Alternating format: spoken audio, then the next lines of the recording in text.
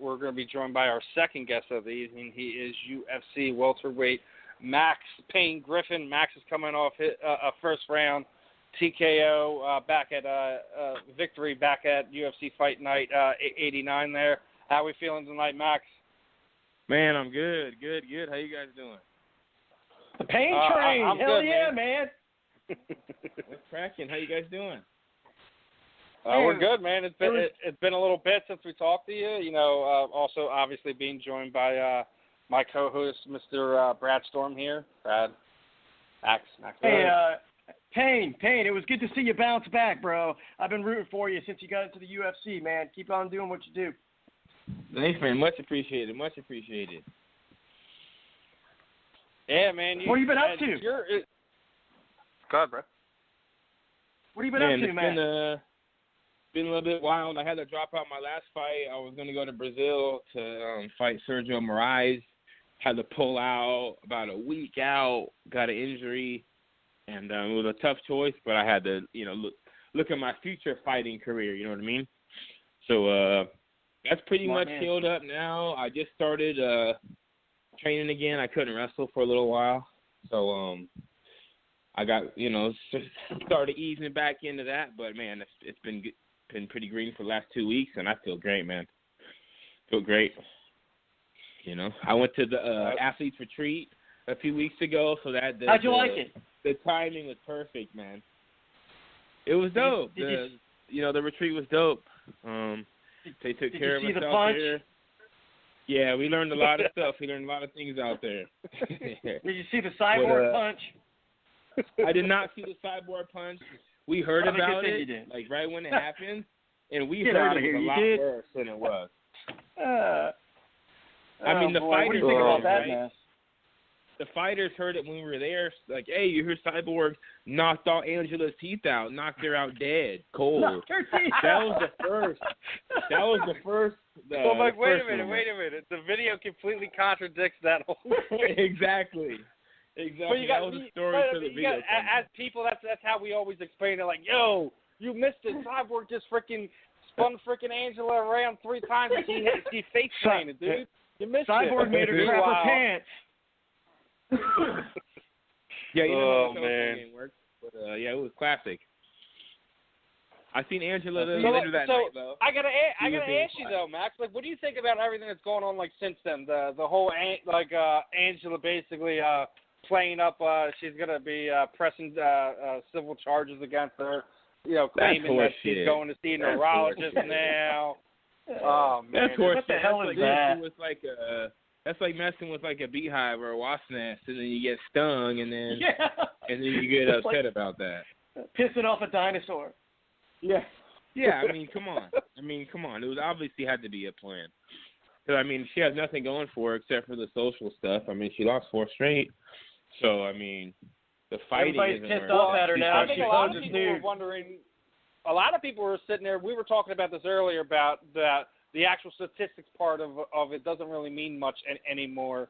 If you're on a 4-fight losing streak, doesn't necessarily mean you're gone if you have something else to bring to the table. Now, I know social media is claiming a lot of other crazy nonsense like Angela sleeping with Dana, which I think is completely untrue because I don't think he would stoop that low.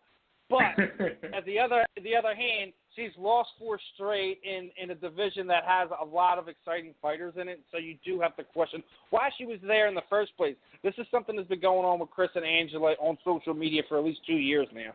So it was only a matter of time before this happened, regardless if it happened at the fighter retreat or if they would wound up on the same card there somewhere. Something would have happened eventually. Definitely. But it just makes you think, like, why was she there in the first place if she is on a 4-fight losing streak? Yeah, sometimes you don't know because, they're cutting these guys with winning streaks. So it's like these are just not really a formula, I'd say, to stay in there. It really doesn't make any sense. No, I get it. I remember on the last cut, they cut about 100 and something. They kept it pretty quiet, like a few months ago, 5 months ago, maybe. Right. But they did. I think it was with winning records. It was a pretty decent. It was a significant cut. It wasn't like a handful of guys. It was a big. No, it was list. like 100. I know what you're talking about. Yeah. Yeah, they kept it kind of on the low. But I checked some of those guys on there, and a lot of them had winning records. Like they're 4-1 in the UFC, and they got that. So, I think that, those are probably like contract negotiations, people not being happy with their money. And I don't know, man. It's a lot of stuff is going on. People talking and not being happy, and people are saying this and that. And you got, the and Max, Matt, I think it's like it all started with like John Fitch. Remember back, he was not, his record didn't suck or anything, but I think Dana was saying that he was boring, and so they let him go. Yeah. Or Ben Askren not even getting an invite. Yeah, and he's dominant. I think the Ben Askren thing is way more egregious than letting Fitch go. Fitch, I think it kind of like, I don't just think it was like he wore out his welcome type of thing. It was just like it got to a point where they kind of felt that, he had given them everything they had to offer. Where a guy Askren not giving him a chance, like, dude, he's like a 100 times better talking wise than not Connor, but Chael Sonnen ever was, at least in my opinion. Like, dude, when he did that video for Dana over the Adele song, I was dying, absolutely dying. I was like, my stomach was hurting. I was laughing that hard at that video. But that's what I'm talking about. He has a personality. Like, maybe his what you figure his fighting style is boring, but he is. It's not like he's decisioning every single fighter he fights out there and just grinding them out for a decision. He's looking for submissions. He's pounding on guys. He fights. I think he may have a wrestling base, but he is a fighter. Where John Fitch, if he doesn't have the wrestling, there isn't much else there. Yeah. I think it's kind of a stark difference. Those guys, I don't know if Dana and them had something going on a long time ago or something happened. I still think in some way, shape, or form, it has to do with being one of the Bellator guys. I mean, you see what they've done with Eddie Alvarez. Even look like a guy like in your own weight class there, Lyman Good. Look what they did to him in New York when immediately yanks him for the USDA thing. Haven't really heard anything. He basically gets cleared.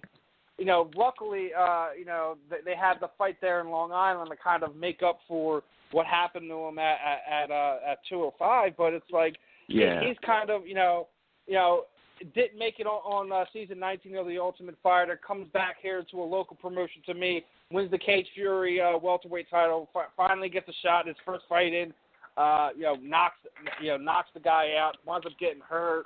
Haven't really heard much from him, but looking forward to when he gets back in there. But he's also, I don't think, has gotten the greatest, not just treatment money-wise, I'm talking about, also being promoted properly. We've seen that a lot of times where you might have the skill set and be a decent guy, but maybe, you're not getting promoted as well as you should. You go back to even DC and Rumble. Not the last time they fought, the time they were supposed to fight before that when Cormier got hurt. You go look at that promo poster, and why is like Anthony Rumble Johnson the biggest guy on the poster when he's not even the champion? It's political, man. It's political. It definitely is, man. It definitely is. Just like anything in life, pretty much. But it is what it is. That's how life is. I don't think. Yeah, exactly. You know what I mean? People They're no think different that than anything else. Can't do it. Like, at your job at home. Everything's political, man. It just goes all the way up, straight up. That's the truth of it. It's not about right. Political. You think George St. Pierre is going to actually fight or what? I hope he does. I want him to stay at 70 because when I get in the rankings, I want him just to fight him. You know what I mean? So that isn't like the young lion going after the old dog type of thing. It's that you want to have the privilege to say that you share that octagon with them. It's not exactly you see fresh meat, right? I'm not saying I am calling out GSP by any means. I'm just saying I hope he's around. I mean, really, because I will be in the rankings. I will work my way up there. I will. So, in my best I think you're one of the guys in that division that's going to be part of that new wave of fighters that go in there. And speaking of which, Steve, real quick though, you look at George St. Pierre. He's only 36 years old. It's not like there's a big age gap there in that fight. That's a damn interesting fight. With Payne and Pierre, but I think but it's like one of the things like where Max is hoping being in a fight like that with somebody like George that he starts to get a few more eyes onto what he is and what he's doing. You know what I mean? Oh yeah, definitely. I mean, you don't want to go start from level 20. You want to start from level 1 and then kind of work your way up. I understand that whole aspect. You're not going to turn it down, but at the same time, I mean, he has nothing to gain. I'm talking when I'm, 5, 6, 7, 8, 5, fights down the road. Yeah. You know what I mean? That's common sense. I'm playing dead. But and again, like you said, it's like, all right, Max. Up next is George St. Pierre. You taking it? Like, hell yeah, I'm taking it. I mean, that's what it's about, memories, man. To me, I mean, even being at this level now, it's like anticipation, excitement. It's unreal, man. To be in the driver's seat after so long of trying to get here and what I'm doing. I mean, it's a blessing, man, and I will embrace it. I will, because that's all you got. Memories, you know what I mean? Yeah, and it's not like it's a team sport. It's not like you're building memories. Well, it is a team. Like you got your team at your gym and everything. But yeah, it's just you against the world. When you're a fighter, it's you against the world. Yeah, it's crazy. And that's what's special about it. I mean, and you're kind of replicating what you did in the lower divisions of MMA, and you're doing that now in the UFC. Exactly. I mean, your fights are not boring. Your fights aren't boring. You're either going to get knocked out or you're going to knock somebody out. Yeah, no, I bring that excitement, and what I was, came up to the conclusion with why not do it how I did in the region? I mean, I took over in the region, and, from the Amis all the way up, I've been the champion. You know what I mean? I've been at West Coast, Taki Powell's been the champion everywhere in California. So why not continue it? Continue the buzz, continue my following, you know what I mean? I can't wait. I'm so excited, bro. I'm telling you guys, I'm so excited to get back in there and blow this shit apart, bro. And any word or anything down the pipeline here? Man, I'm hoping August. I've seen Sean Shelby at the retreat and told him August. When I got hurt, they gave me 3 months of like no contact, no impacts. So I still did my S&C training. Still ate pretty good. I'm in shape. I did cardio, but I haven't wrestled and done all my grappling in a few months. You know what I mean? So now I'm back to doing like fight training because there's no training like fight training. So now that I can do that 24/7, I'm aiming for like August. I'm in the gym 6 days a week, 3 days, and I'm ready to make a name, man. Because I was ready to go to Brazil, man, to finish that fight. I mean, who they sent me up with, Sergio Moraes, is excellent, but it's like a pattern. They gave me the Mexico fight. I fought the Ultimate Fighter winner in Mexico, not in America. I fought him and beat him. So then they go to Brazil to fight the Brazil Ultimate Fighter guy. I saw a pattern, you know what I mean? So I feel they have a plan for me, and they want me to make some noise out here. Now, it maybe, hopefully this injury kind of breaks you out of that pattern of them giving you the Ultimate Fighter guys, and maybe you can start getting some of these guys that are making their way starting to make their ways up the ranking to kind of steal some of their fire, so to speak. Just some of their thunder. Yeah, I agree. I mean, Sergio was ranked pretty well, So that would have been like 30 more spaces. I think I'm like around 50 right now. He was like 20 something, I think, maybe 30. So that would have been a boost in ranks. But yeah, I'd love to, and I'd love to see who they want me to beat. It was interesting. I mean, I've seen so many welterweights even at the retreat. It was just kind of a weird it was cool, but it was kind of eerie at the same time, You're going to fight half these guys one day, Yeah, it's kind of like a weird situation for you. It's like, oh, man. And it's funny because, like, some people were like, oh, Chris Cyber is so unprofessional for doing that. I'm like, hold on, first off, a professional fighter punching another professional fighter isn't crazy. But what do you think's going to happen when you put 500 people who are paid to punch people in the face for a living? Do you think nothing was going to happen the whole weekend? I'm surprised that's all that happened. Yeah. I'm with really? you. I'm with you. I thought I was waiting to hear about 3 more stories to pop out. No, we were betting.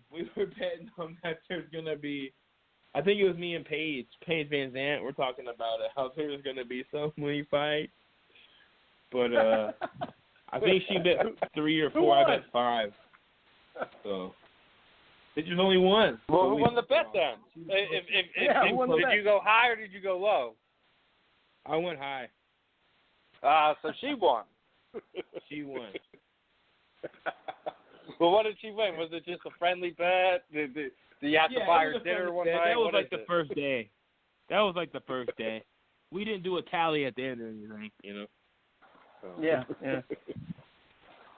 Well, what did you think about them bringing Snoop to do a concert for you guys? Was that a cool experience? Legit. That was so legit. Honestly, to me, I've been a fan of Snoop my whole life, man. I've born in the West Coast. Did you get a contact, Buzz? No comment. No comment there. But listen, Brad, hold on a second. I gotta stop right there. Hold on. Even if it did happen, you think he would say yes? Because this is actual proof that go have you side and go give him a visit. What are you trying to do? I'm sorry, bro.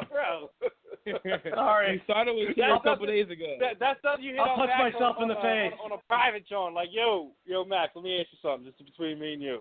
That's something you do like that, Brad. What are you doing, man? You gonna get I knew for a fact that he'd say no, so it was just a joke. Sorry, Payne. I'll punch myself in the face for that one. It's all good. I didn't say yeah, so we're good. Oh, man. I think this is. What did he play? What songs? What songs did he play? All of them. He played all of them. They had open bar. I mean, it was wild. It was wild. There was only one fight with an open bar. Holy crap. Yeah. Yeah. That's awesome. There was about 10 of those. Yeah, but I got to say, the more important thing I think was it the FaceTime with some, not just the fighters, just some of the stuff that you guys needed to have answers on. Was that more important than some of the stuff about the giveaway? Yeah. My boy Cajun Johnson made some comments during one of the executive meetings. I think we had a presentation with Reebok, and he stood up and said some things. Yeah, and it actually prompted, we ended up having like an impromptu meeting that got added to the schedule that we all had to attend. And we sat down with, I think, Mark Epstein, who we sat down with. And we just kind of went back and forth about the Reebok deal and what we liked about it, what we didn't like, what we want to change. And it was kind of like an open forum. It was pretty dope, man. And I think a lot of good came out of that. I mean, the thing is, like, a lot of the fans, no matter how much your fans support you, they know that Reebok deal doesn't help you. So I think a lot of fans would be kind of apprehensive to want to go and buy a jersey from them, knowing that it doesn't really help. It's expensive too. I mean, they're like $90. You know what I mean? I know. I don't know. But here's the thing: those same fans will have no problem going to buy, a football jersey or a basketball jersey because they know that those profits are split evenly between the players and the owners. Yeah, so I think that there's a big difference between the UFC still trying to kind of iron out a lot of these gray areas where when you guys were on the local scene, you probably have a T-shirt made up where you would probably have trouble keeping up with all the sales. Where now it's like I don't even know if anyone's gonna buy a T-shirt. What's going on here? Yeah, no, it's different. And they're talking about making some changes to that. Because like you said, the sales. I mean, what is the percentage? They couldn't tell us. You know what I mean? It's supposed to be. The fact they can't tell you is a problem, though. It's a majority. They couldn't be it. No, because I know Joe Lozon was saying a lot of things. He had a lot to say. A lot of the guys had some good points with numbers, and Joe Lozon probably had some of the best things to say. He how about this? At 21%, how much? He was busting out the calculator. But also you got to remember where Joe Lozon has a distinct advantage in areas like that because of his background outside of MMA. Yeah, People tend to forget that Joe Lozon is probably the smartest dude in that room when we're talking about MMA fighters, not fighting IQ, just talking about in general. No, I mean everyone's looking back like, oh shit, this guy has he had questions that couldn't be answered. Like facts, you know what I mean? So shout out to him for saying his piece. But real quick before we start getting towards the end of this, it looks like we got a caller. I'm pretty sure this is Corey Daniel here. So Max, I'm sure you got a few minutes for a fan call, right? For sure. All right. Let's bring Daniel on here. Daniel, is that you, brother? Hey guys. What's up, brother? How you feeling today? Well, I gotta be honest. I just realized something that really bummed me out. I've never once went on a spring break with real friends. And what's worse, I just realized that while watching. Yes, it's funny and sad. I just realized that while watching the Wedding Ringer. I'm laughing because weren't you just singing and dancing earlier? Were you? I'm laughing because you were just singing and dancing earlier on Facebook. What's going on, brother? Well, I was. Are you all right? Then I was. All right, you all right, what? Dude? So you all right, dude? Yeah. You're gonna make me send some people down to Louisiana to check on you, bro. I'm fine. Just I was watching the Wedding Ringer, and I just realized I've never once been on a guy's trip or spring break in general. Hey, dude, so I'll get over it. Guess what? I'm 36 years old. I've never went on a real spring break type of experience either. You're not the only one, bro. All right, thanks. You guys should have known me back in the day. We would have went on many spring break trips, and I would have got you. I can only imagine that. Consider how much you travel around, Brad. Brad would have had an open bar in the trunk. had the cooler situated so you didn't even have to open the trunk. Come meet me over here in South Carolina. We'll have a spring break, dude. We'll relive it. I like that. But what I mean is I just wasn't well liked back in the day, man. I had depression and I almost died. You always find some people to kind of vibe with, brother. If they don't vibe with you, then you find somebody, man. Yeah, it's okay. You know what made me happy? I was looking. What made me happy was. Don't try to force yourself to be friends with people who don't really like you, dude. Because at the end of the day, when you really need that friend to turn to, and you think those people are friends, they're not going to be there for you, bro.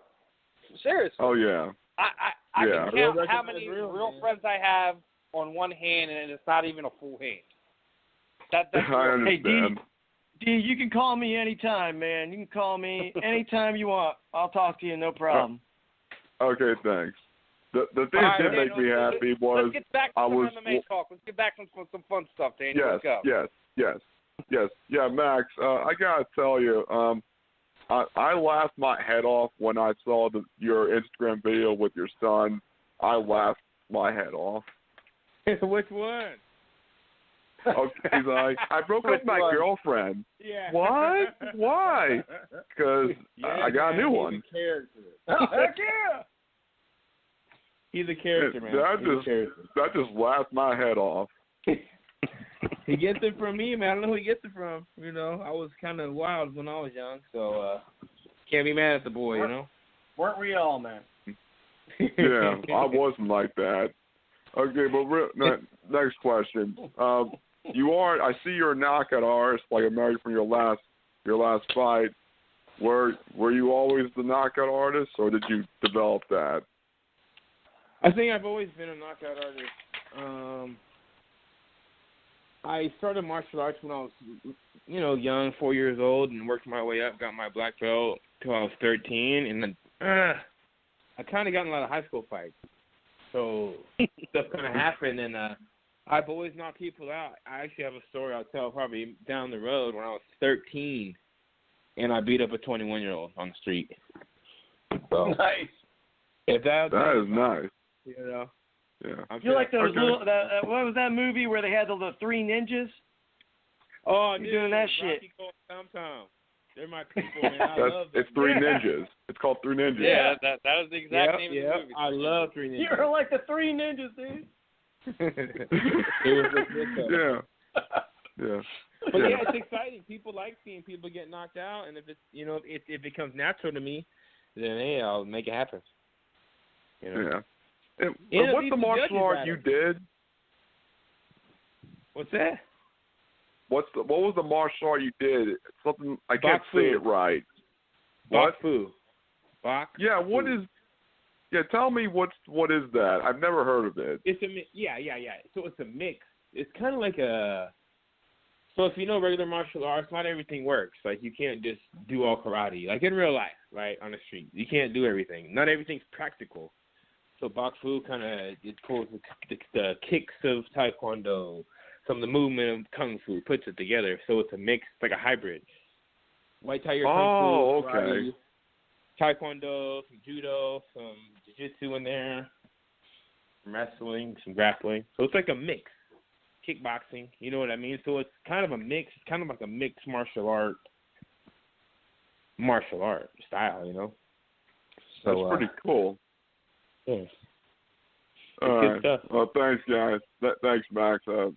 Thank and you, I'll man. call Anytime. back Thanks for Leslie. for following, man. Thanks for being a fan. I appreciate it, man. I'm warning you, Daniel. She probably won't be making it on. She literally about 20 minutes ago just got on the plane, so there's a good possibility she probably won't make it. We're probably gonna have to reschedule it, Leslie. Just fair warning, brother. Okay, thanks. Because she is pretty funny. She fights crazy, but she's funny. Leslie Smith is awesome in a lot of different ways. So I'm with you, brother. Yeah. She was my first Invicta C card when she kicked Raquel's butt. There you go. Yeah. All right. I remember being at the first Invicta where she weighed in at flyweight, and God, I would never want to see her try to make that weight again. Me neither. I think remember she looked like a skeleton. If I remember right. Yeah, she didn't look great, that's for sure. But she made the weight. She didn't have a great performance, and eventually wound up going back up to bantamweight. So. Yeah. Well, I'll keep in touch, guys. Thanks. All right, Thanks, brother. man. You have a good one, Daniel. Chin up, man. Chin up, brother, for real. Yeah, thanks. Yeah, I'm laughing. I'm fine. All right, brother. That's what I want to hear.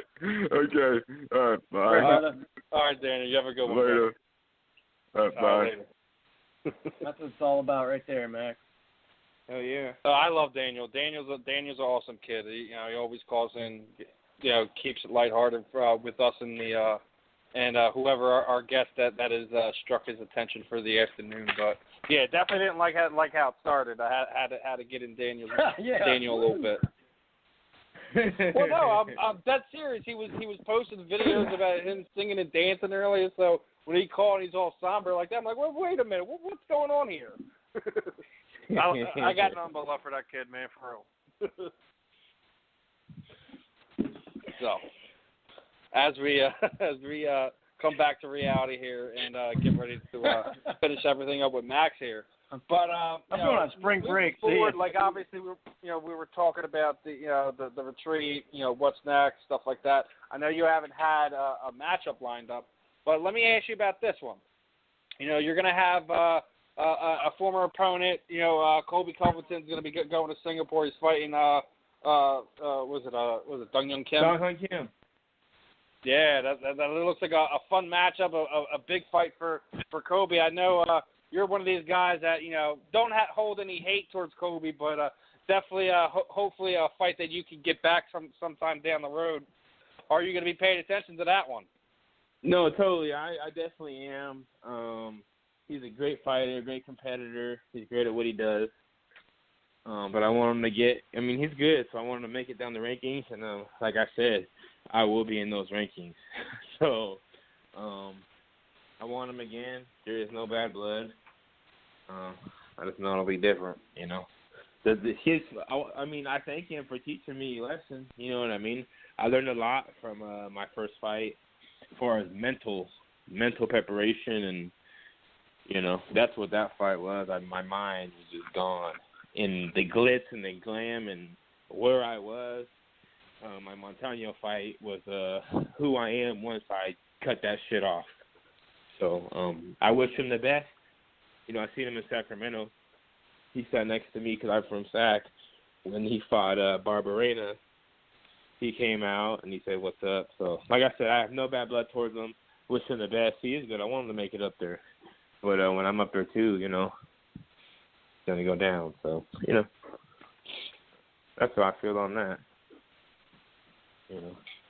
Hey, man, you know, we've had Kobe on here. He's a funny kid. Actually, it's funny that Daniel just called up and we brought up that fight because Daniel called up when when we had Kobe on, and he had Kobe laughing so much that he's actually going to be taking a trip to where Daniel trains jiu-jitsu sometime this summer down there in Louisiana. So it's kind of funny that you called up and we just talked about that fight. I just remembered that. Nice. That's one of the reasons why I love MMA fighters over any other athletes involved in major sporting here in the United States. You guys are 1,000 times more accessible and do more for your fans than these athletes do. I don't know if it's because these athletes get paid the money they do and they just kind of believe themselves into this this type of person who they feel they should be, or if it's like what their management tells them to do. I don't know. I'm just kind of making assumptions here, but it's not just a MMA fighter. It's the whole community. It's just totally different than if you're talking about NFL athletes or NBA players or whatever. Hell, I heard a story where LeBron straight off blew off The Undertaker when The Undertaker went and brought him and his kid to one of the Cavalier games. Just straight blew him off like, I don't know you. Have a nice day. You should have chokeslammed him. He should have. But that's what I mean. How you, if you found out that some celebrity and their kid came to a fight to see you, regardless if you won, lost, or draw, you would make sure that you would see them at least at some point in time. Hey, thanks for coming out. Give the kid a high five. Take a picture, whatever. That matters. I mean, I had a guy that's when I was what I mean. fighting at. Yeah, I was fighting in Sacramento at West Coast when I was a champion there, West Coast Fighting Championship, and I had a guy that I never met. He came up to me with his name's Peter. He came up with his wife and said, "Hey, you don't know me, but I live in the Bay Area. I've been driving 3 hours to watch you fight every time." Wow. I mean, that means a lot to me. You know what I mean? Straight up. If I don't know you, I beat this guy Jamie Hara, my sensei now, but I beat him and he was a fan of him. So he actually hated me for a while, this Peter guy, and then liked my fighting style and started following me, and he still to this day follows me. And I didn't know him. But that's you know what I said. So Sometimes a lot of people who wind up gaining fans were eventually fans of somebody who you fought, and maybe they hated you at one time, but they've grown to respect and like you to the point where they now support you. That means a lot. Line that you cross in MMA where you don't cross in and another you can never sport. forget that either, Max. Don't ever forget that I never will. feeling. I mean, that's huge. Yeah, because there's guys that I was talking to Steve because he said their fighters are so easily accessible. I don't think the top tier fighters are as easily accessible as the guys that are making their way up. And I like watching guys start from nothing and get to the top. But don't ever forget that because a lot of people do forget that. And I know there's a million people trying to get interviews with these people or wanting to talk to them. But as if a fan comes up to you, you just can't turn your back on them. Yeah, and I got one for you. You know Mikey Ruckus, right? Yeah. Brad, I know you do. But before Conor McGregor blew up, when he was still over at Cage Warriors over there in the UK, Mikey sent him a thing, told him he would do a thing for him for like $200, and he was like, "Oh man, I just really can't afford to." Like he was like, "I would love to have my own personal walkout song, blah blah blah," but that he's even got to the point where like even at that point in time when he was still. When he was before he got to the UFC, that he was still so bad off that he couldn't afford $200 to do something like that. Yeah. So, I get where some of these guys are coming from, but at the same time, it's like, Max is at the point now, maybe I don't have the if the same situation was brought upon you now, where you, hey, Max, let's do a personalized walkout song. You can personalize it from front to back, have it say whatever, do whatever that you wanted to do. A lot of fighters would be down to that, but also at the same time where like we were just talking to Fernando Gonzalez, he's still my boy things a little bit different. My boy. Yeah. Fernando's your boy. I can't wait for the fight with him and freaking Ward are gonna put on a show, man. That's gonna be nuts. Yeah. It's gonna be an explosion. And I actually really like his chances. I know my friend Jesse's gonna be mad as hell for me, but I really like Fernando in that fight. I really do. It's just nothing against Ward. I just think the way that styles work out, it works in the Maniac's favor. Yeah, no, he's like I said, I fought him a few years ago and beat him in a split decision. That he broke my nose the first punch of the fight. And it went 5-round dogfight, and he, man, I wouldn't bet against him or against anyone, honestly.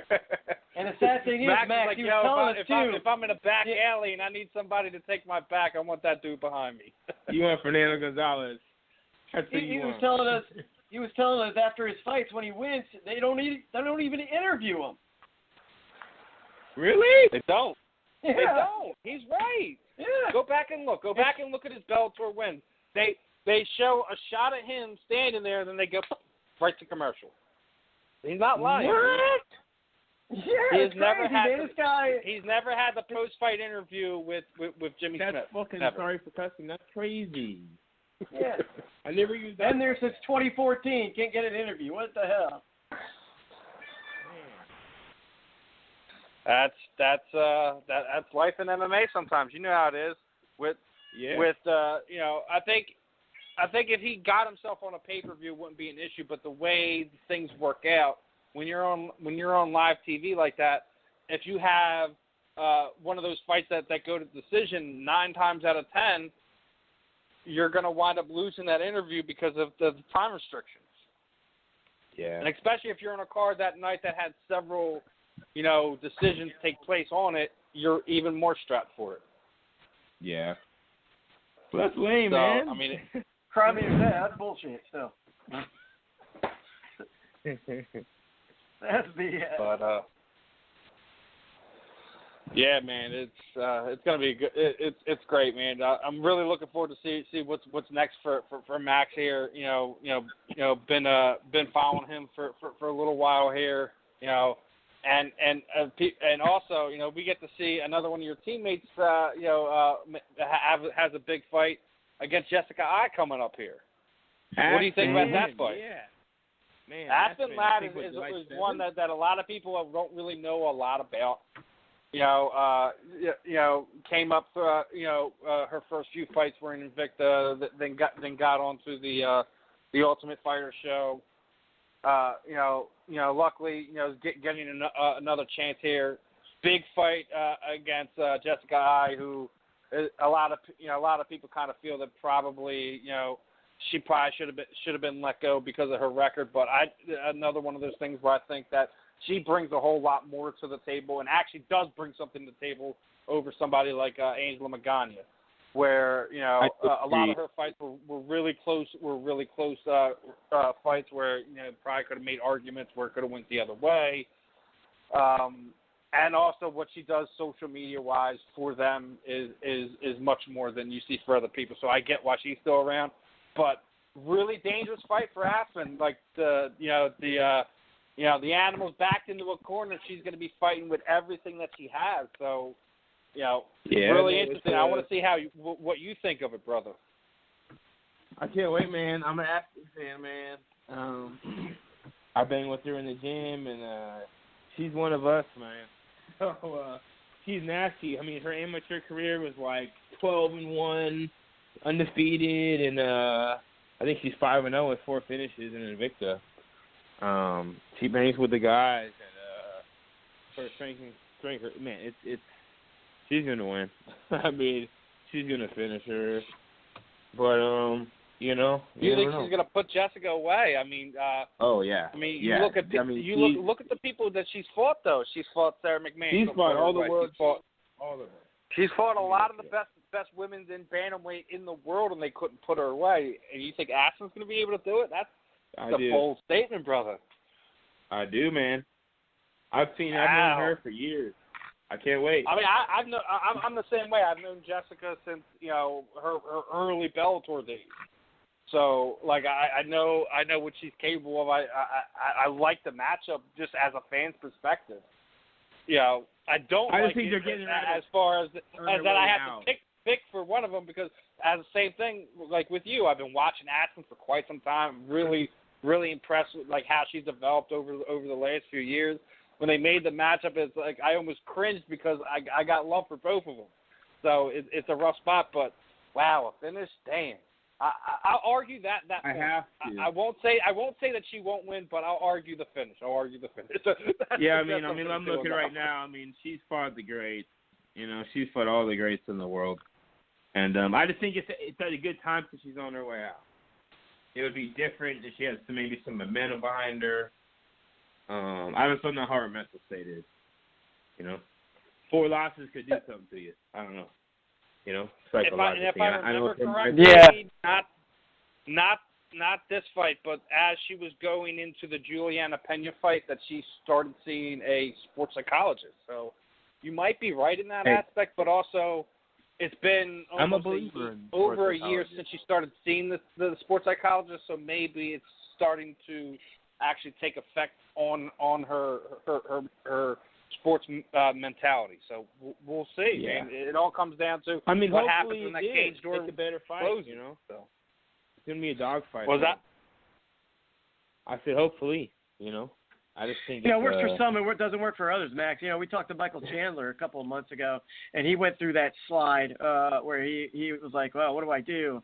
And he ended up pulling it through. But it takes a certain individual to get that done. And when you're out of 4 fight, like we were talking about Ross Pearson, he's an exciting fighter, but now it's like he's got 4 losses now. Yeah, does he? Yeah, 4 in a row. Does he have 4? 4 in a row. Man, it seems like he's almost there. He's almost gonna win. Yeah.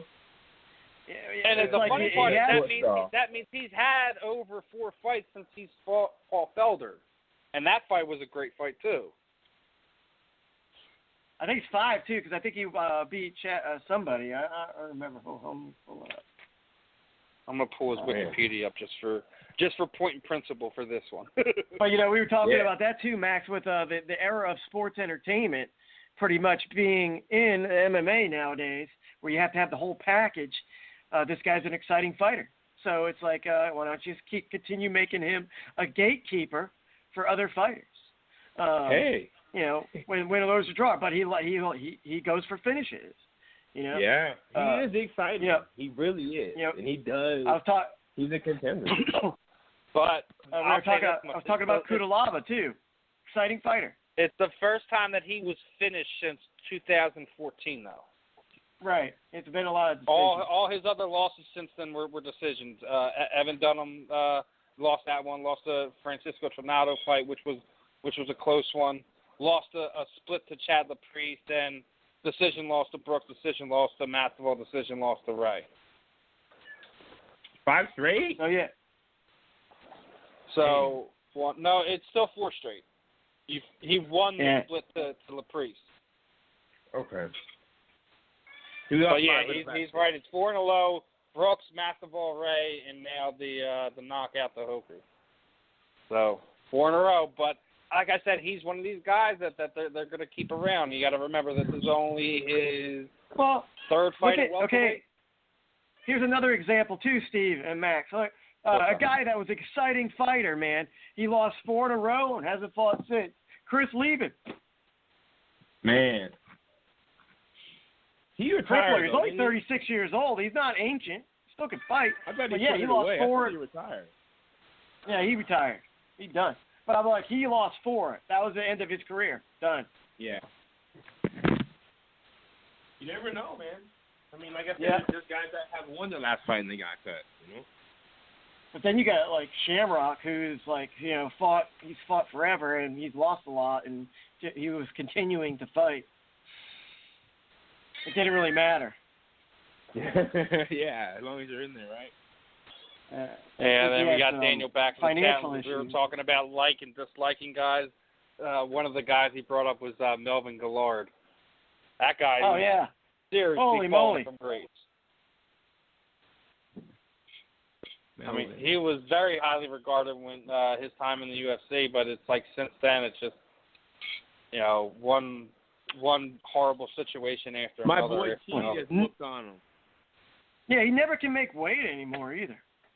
I heard he just got knocked That's out. the other like a thing, week man. ago. I think when coming to it, if I'm somebody signing a fight contract with them, I'm gonna pull a Demetrius Johnson. I want half of his show money if he doesn't make weight from the gate. Not 10% of his total purse. I want his show purse from the door. Especially if it's his track record, you know. Yeah. When's the last time he did make weight? Does anyone know? I don't remember. Summer of '69. I can't remember. Literally, I mean, he doesn't make weight. Oh No. man, that's bad. You guys see the fight Steve, last night? Oh yeah, hell yeah. What was that, Brad? The Beast, man. Hold on. We Well, have after a that- fight. I thought, you know, at the end of the card, once the middle towards the end of the card, man, it just kept ripping off finishes, and we were like, oh man, I'm gonna have to watch 1,000 commercials now. But that's not a bad thing, you know. It's like, it was a great card, start to finish. I mean, if you're the casual fight fan, you might not like this one, but you know, the people that are on the money and that watch fights religiously, they had to appreciate what went on last night in the cage. No, for sure. For sure, it was. All right, he has only made weight one time since I think 2014. Pro Wrestling's calling his name. Yeah, like One time? one time since 2014, Oh my God. and that was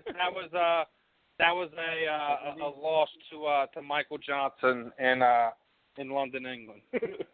Gonna have to go up to heavyweight.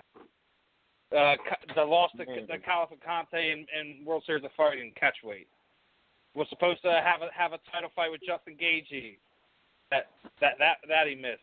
His I forgot his Bellator debut. He made weight for the Brandon Gritz fight, but then after that, the Campos fight missed weight. The Rickles fight he missed weight.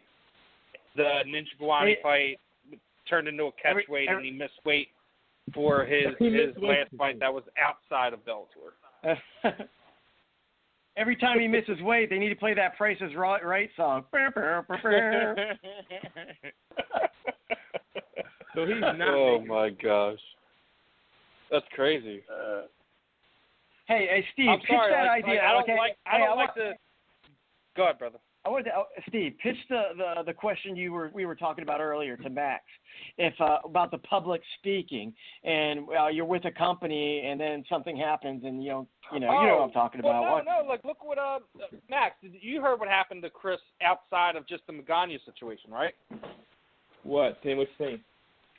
All right. Well, you know that she had signed a 12-month sponsorship contract with Girl Clothing, GRRL Clothing. She had She had a speaking engagement the day before everything happened with Magana, right? Uh-huh. So obviously, all the fallout from that, Girl Clothing hasn't paid her for the speaking engagement that they sold tickets to, use her likeness to promote it, all this other stuff, and has now canceled the sponsorship. Now, if you want to cancel the sponsorship because you feel that she's not projecting your brand in a certain way, that's fine. But you have absolutely no right to not pay her for the speaking engagement. Period. No, you have to be paid. It happened before.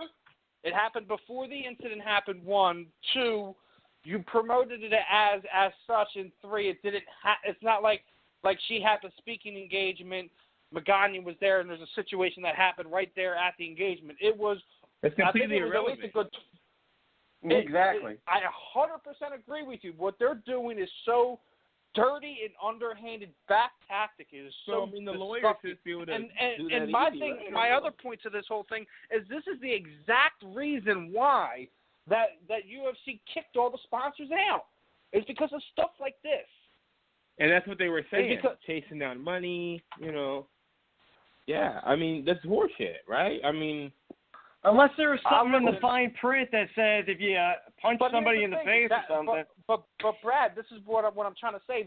It only conducts under the sponsor agreement. If you have hired her to bring her in for a speaking engagement at one of your things, paying her as a sponsored athlete is one, but when you I'm also sure bring that her will in an additional thing, she's doing a speaking engagement, right? That is something totally different. I mean, they can't cut her. I'm sure it's the at-will they're engagement, but they got to within pay their her right to drop her as a sponsor, but as the paid engagement, you have to pay her for that. She's services that is already rendered. You can't renege on that.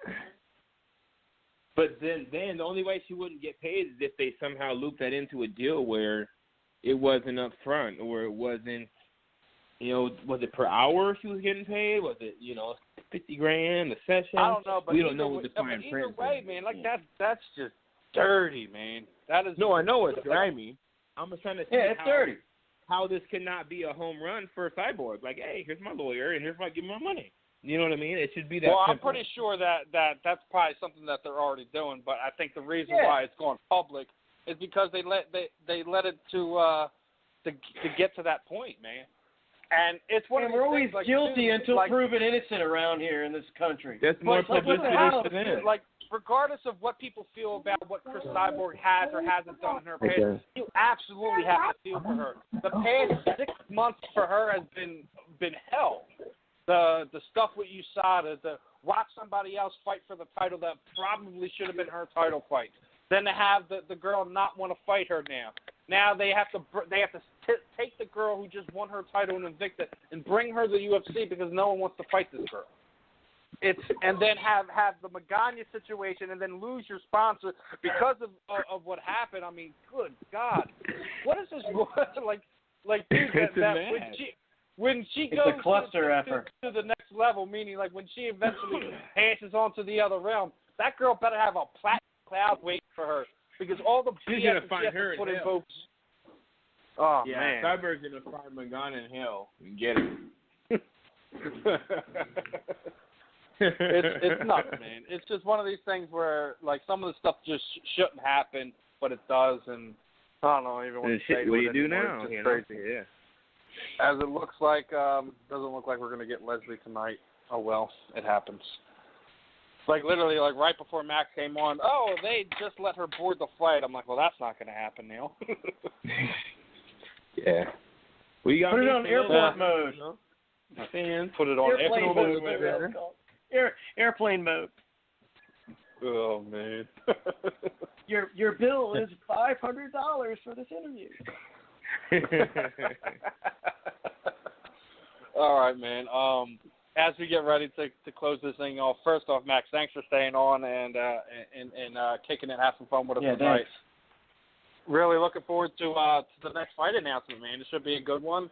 I know, no matter what, you're gonna be ready and prepared for it. Hopefully, we'll get to talk again as you get the announcement made here. Other than that, as what we normally do, just kind of throw the microphone over to you, and even like you would like to thank trainers, teammates, shoot out your social media sites, any sponsors if you might have it, any charities you're working with, anything like that. The time is yours. Yeah, man. First off, thanks you guys for having me on. Thank God. Thanks friends, family, my gyms, Marinobles, kickboxing, MMA Gold, Jamie Hard, Jiu-Jitsu, my strength and conditioning coach, Coach Doug. There's so many Sacramento men holding me down. My people, my girl, my son. It's like the folks that I have around me have been with me for years. So now it's a blessing. As I say, I feel like I'm fighting for all of them. You know what I mean? Because I have been the people's champ. I have been humble. I have slayed these dragons that they haven't wanted me to beat for all these years. So for us, in Sacramento and my people, man, and around the world, I appreciate you guys. So when I'm fighting, it's for all of us. We're all fighting, you know. I'm not changing. I'm just going to keep going. And, you know, I appreciate the love, you know. Appreciate it. Oh, it's appreciate it all. Always a pleasure talking to you, brother. You know, it's, you know, one of the things we just, like I said, it's one of the things we love that what we do here. We always get to talk with you guys, see your perspective on things, on top of just, you know, splurting out our opinions. Sometimes, you know, you might have a way of looking at things that we don't. This is what I love about when we do these shows is, you know, we get an aspect from everyone. So it's always fun, you know, talking, conversing, you know, getting to know a little bit about each other. We had to get Max to help us cheer up Daniel there. How to do that? Hell yeah!